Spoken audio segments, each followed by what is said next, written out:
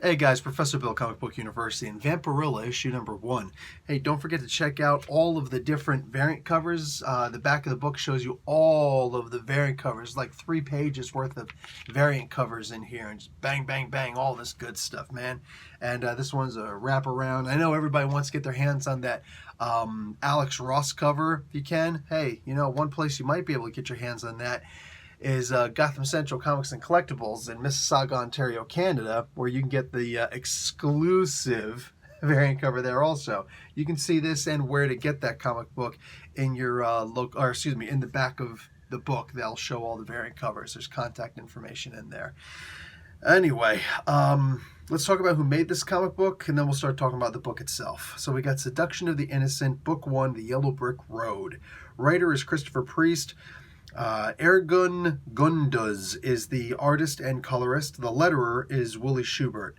And this is a book by Dynamite Comics. So I know next to nothing about Vampirella, and yet I was perfectly okay with this book having almost zero action in it, and really just Vampirella chilling out, laying down, and practically sleeping. But, a whole lot of exposition. Somehow this book was still really cool. Why? She's talking to a shrink and reminiscing about certain things that have happened, certain events that have plagued her, recent and otherwise. What a great way to get that flow of consciousness, just everything that she sees, she could just start randomly talking about. Imagine Vampirella meets Virginia Woolf, This was pretty interesting. In my opinion, really great way to get it so that if you don't know anything about the character, that's fine. Because she's going to tell you all about herself, because she's telling the shrink. The shrink also gets to throw in a couple of really funny things in the meantime, because he doesn't believe in a lot of stuff, including vampires. Oh boy, how about space vampires? There's this character in here, this big bad, who is immortal because he beat the devil in a card game. The problem is that immortality comes with a terrible curse.